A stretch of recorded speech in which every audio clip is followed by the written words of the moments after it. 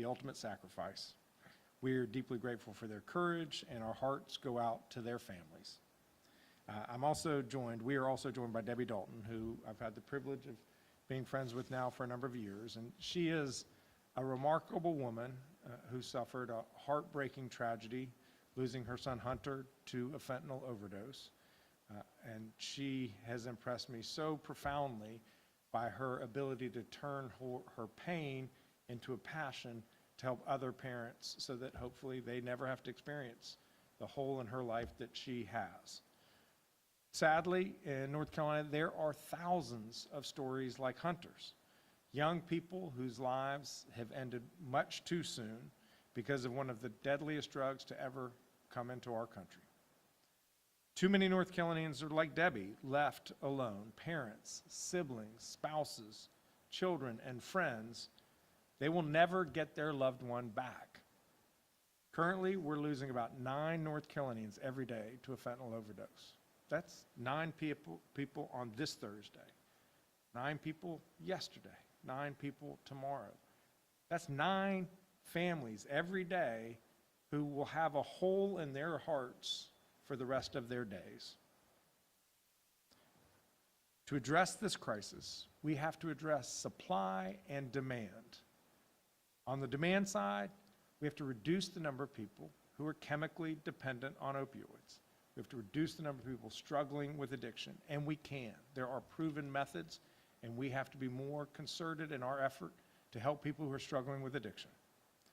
On the supply side, we have to break up the drug trafficking rings that are bringing this poison into our state and making millions and millions of dollars off of people suffering. Our law enforcement officers work day and night to get fentanyl off our streets, but they need more help. They need more support. That's why I'm calling for a fentanyl control unit with dedicated drug agents and prosecutors who can smash these drug trafficking rings peddling this poison, just as we are reducing the stigma over people struggling with substance use disorder. As Attorney General, I've sat with parents all across the state who lost their children to this epidemic. I led the national bipartisan coalition of state attorneys general to take the opioid drug companies to court that created this problem in the first place. And we won $55 billion from these companies. North Carolina shares $1.5 billion, and it's all to help people who are struggling with addiction try to get to that happier, healthier place. Nearly every dollar is going to help people struggling with addiction.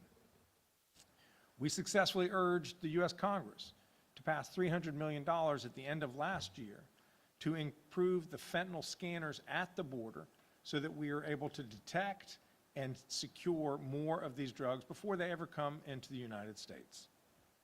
We worked with members of the General Assembly on a bipartisan basis to draft and support the Stop Counterfeit Pill Act, which became law in May of 2023 to address the growing threat of counterfeit fentanyl pills. We also strengthened North Carolina's new anti-money laundering statute to increase the cost of dealing drugs in this state.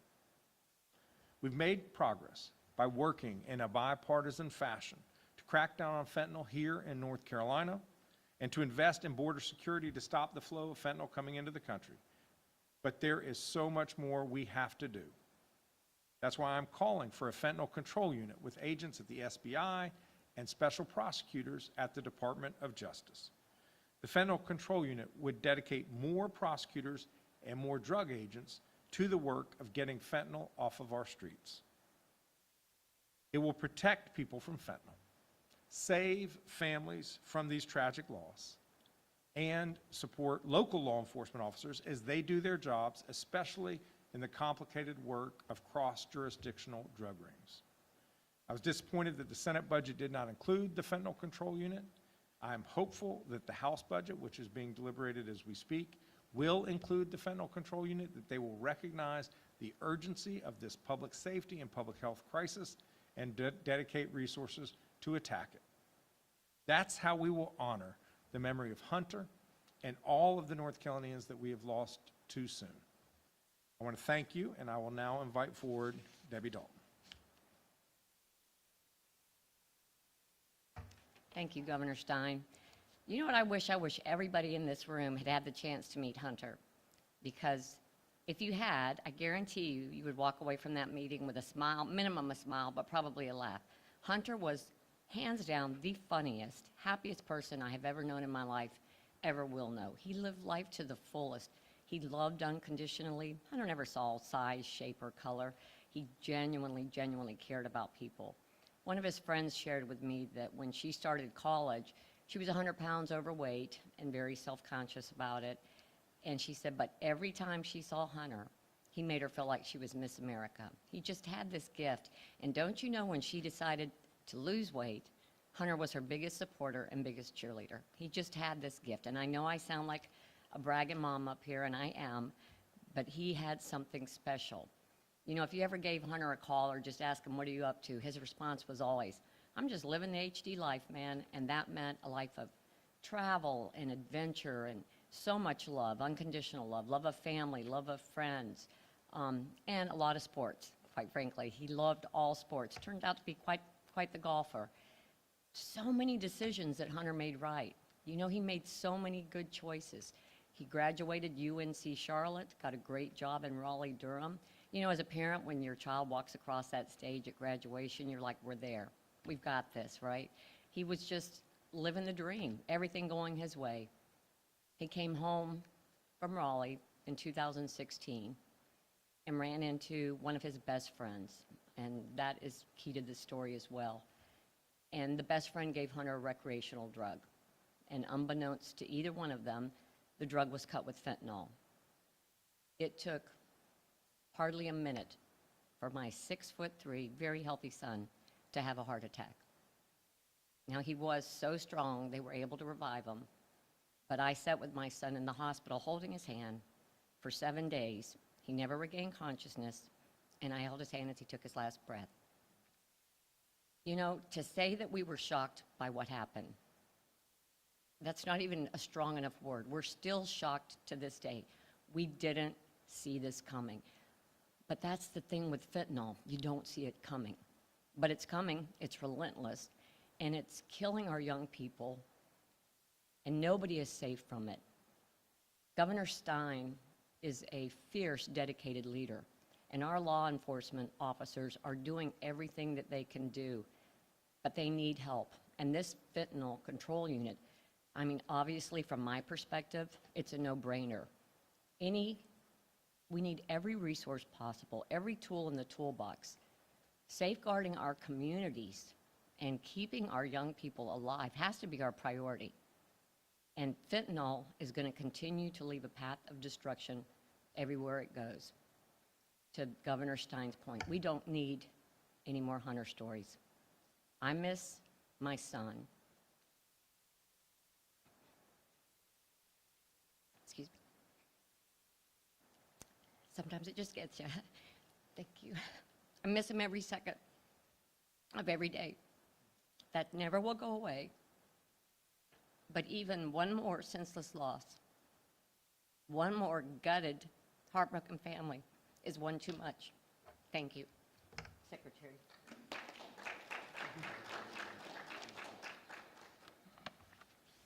Thank you, Ms. Dalton. Thank you for your courage. Good afternoon, everyone. I'm Eddie Buffalo and with the Department of Public Safety, and I'm honored to be with you today and stand alongside Governor Stein as we address one of the most urgent public safety, public health crises facing North Carolina and our nation, the devastating impact of fentanyl. Before I became Secretary of the North Carolina Department of Public Safety, I served as Chief of Police in Elizabeth City, North Carolina. In that role, I saw firsthand the heartbreaking toll on fentanyl and other opioids were taking on families, not just in large cities, but in small and medium and rural America here in North Carolina. I remember too many calls where officers arrive too late to save a life, and too many grieving parents and siblings and friends and families were left with nothing but questions and pain. Our officers work hard every single day, but I can tell you from experience, they were often overmatched. Fentanyl is cheap, it's potent, and it's trafficked in staggering quantities. A dose the size of a few grams of salt can be fatal, and those who deal it often operate in the shadows, using increasing sophisticated tactics to evade detection.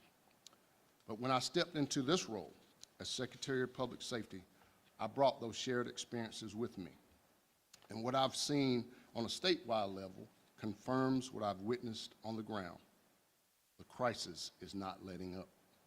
Our law enforcement agencies from local, county, state, and our drug task forces are stretched thin. They need resources, training, coordination to combat the complexities of this trafficking of fentanyl and distribution on every corner of our state. That's why Governor Stein pushed to establish the dedicated fentanyl control unit, which is so critical. By assigning specialized drug agents with the SBI and prosecutors to fight this epidemic, we're not just reacting to overdoses. We're going on the offense. We're being productive and proactive. We wanted to disrupt the supply chains, holding traffickers accountable and getting this poison off of our streets in North Carolina. But this can't be a law enforcement effort alone. It must be a broader strategy that includes treatment, prevention, and community engagement. Because at the end of the day, our mission is not just about enforcement. It's simply saving lives. Thank you for your commitment in being here today with us, but thank you, Governor Stein, for your leadership in making North Carolina safer, stronger, and more resilient. I now want to turn it over to Assistant Special Agent in Charge, Jeremy Alderman.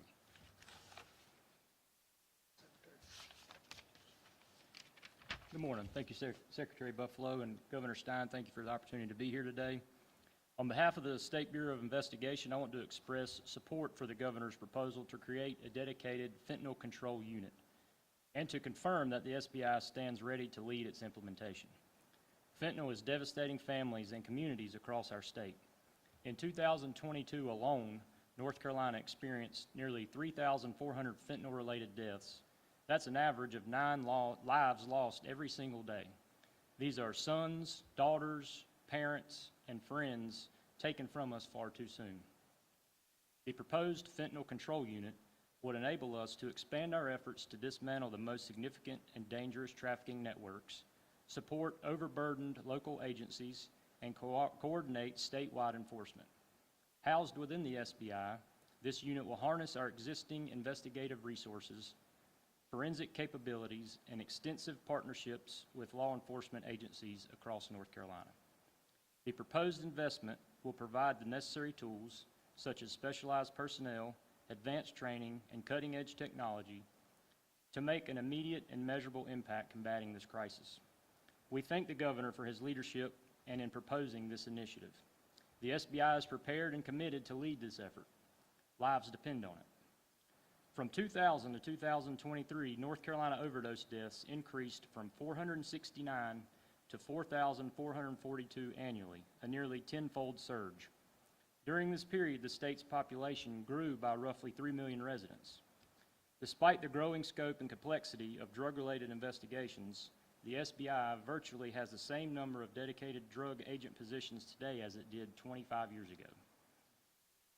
And this was before the opioid crisis began. The economic toll is substantial. A report from the U.S. Congressional Joint Economic Committee found the opioid epidemic cost the United States economy nearly $1.5 trillion in 2020 alone. A proportionate and sustained response is essential to confront this escalating threat of public health and safety.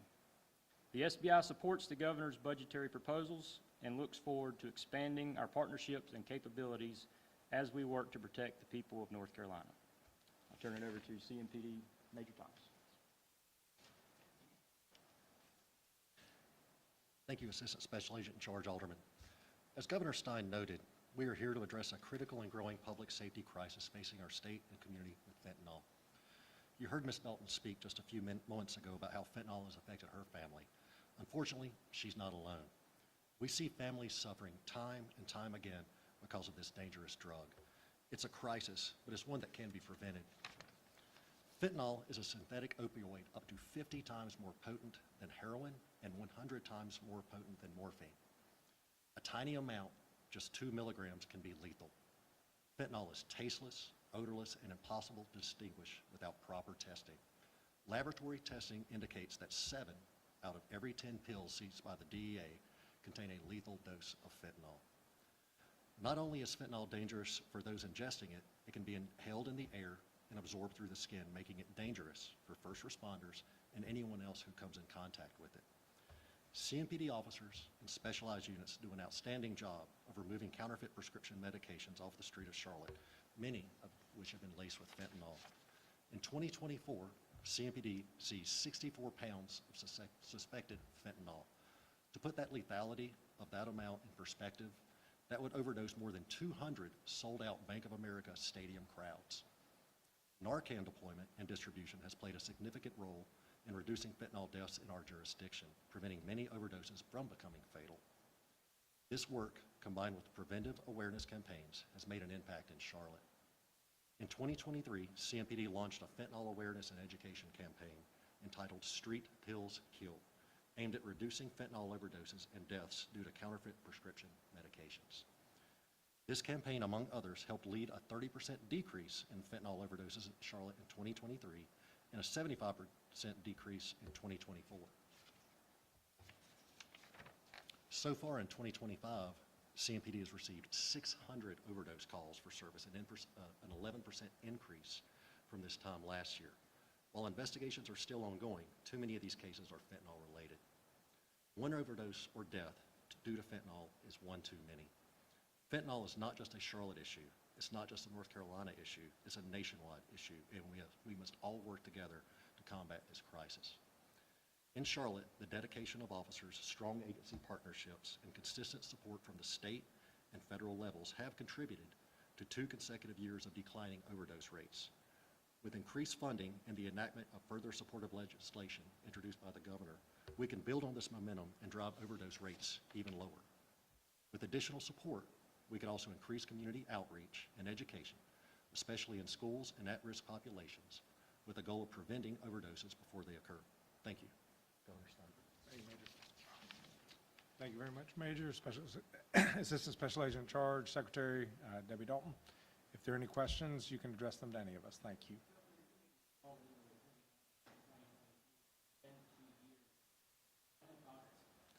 Well, I encourage you to talk to the legislature. The House is considering its budget as we speak. And so it's not a coincidence we're having this discussion right now, because I want them to understand the urgency. And this is urgency that is widely shared. It's shared by the parents who have lost their children, like Debbie. It's shared by local law enforcement that have to deal with these calls on a daily basis. And it's shared by the SBI and the Department of Public Safety, who want to make sure that as a state, we are taking a concerted approach to tackle this crisis. Governor, this morning, I spoke to state senators and around the area. And they all basically said that they needed help in terms of across the board, not just special prosecutors, but that they would rather have more DAs or APAs as opposed to just someone who just fentanyl and drug thing. And instead, the state senators said, well, in this budget, we put in over 50 new full-time ADAs across the state, most since 2010. So they said, we don't have the wherewithal to do that. They would rather have the ADAs as opposed to just special task force. That's from DAs and state senators this morning. So what's your comments about that specific prosecutors or just the fentanyl? Some of these cases are immensely complex and very time-consuming. And the prosecutors, the local ADAs, have huge case files, which means that they have to move those cases along. By having some specialized prosecutors at the Department of Justice, they can work with local prosecutors and take some case referrals, particularly when these cases cross jurisdictions, which many of them do. So they can bring efficiencies to the case. I want there to be more local prosecutors, but I just know how local ADAs are. They are way overwhelmed. These can be focused on the issue of fentanyl. In terms of the investigators, local law enforcement are constantly struggling with insufficient resources. They have shortages, they have unfilled positions, and we have proposals in my budget to address that, to give bonuses to young people who are graduating from BLET and then go and work in local law enforcement. But the SBI has not had an increase in drug investigators in 25 years. 25, think about where North Carolina was in 2000. I don't know how many millions of people fewer there were. Opioids did not exist as a concept in terms of a public health crisis. Fentanyl didn't exist as a chemical compound on the street. So we're in a different era.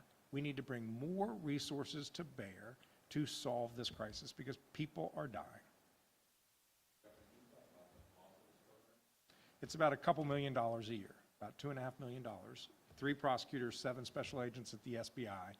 So it is imminently within the resources of the budget. And it's just a matter of what the state Senate and state House prioritize. If they believe that too many people are dying of fentanyl, they need to put some resources that are dedicated to attacking the problem.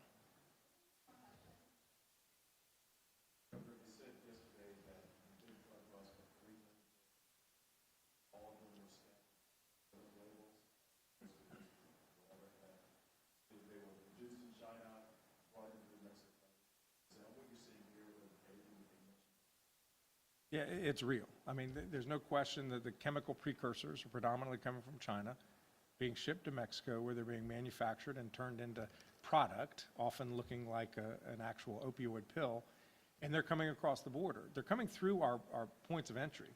So we have to strengthen our ability to scan these trucks when they come into the United States, and that's why I urged Congress last year to appropriate those $300 million so that we could buy and deploy more of these scanners. Just imagine an airport scanner of immense scale that will show the law enforcement, the Border Patrol folks, where there are cavities that are suspicious in a truck so they know where to go look, because they're very small and it's easy to hide them, and we've got to interdict more to keep them from coming here. Every time we do a big fentanyl bust, that's raising the cost of doing business for these drug trafficking rings. That's a good thing for young people here in America. And I want to see if either the SBI or Charlotte-Mecklenburg want to address this issue of what product is coming in. We here in Charlotte area, I'm with the Southern Piedmont District, we here in the Charlotte area see fentanyl of all varieties. It comes in powder form, pill form. We do see cases where people are bringing powder fentanyl in and converting it over to pill form with a press. So we see a wide variety here and do our best to fight every form that we come across. To back up what the governor and the SBI is seeing, I remember one bus we had just a few years ago. There were so many pills with it, and they were marking it as ecstasy pills, but primarily fentanyl, and we were carrying out garbage bags of pills that are, they're marked like Flintstone vitamins even, which is scary because you have kids and everything. They market them as other designer drugs, and that's where we get the overdoses, like with their son. They don't know what they're ingesting. Very small amount kills them, but they're all over. Like I said, we don't even bother counting at times. We just throw them in bags. That's the weight we're dealing with. Thank you.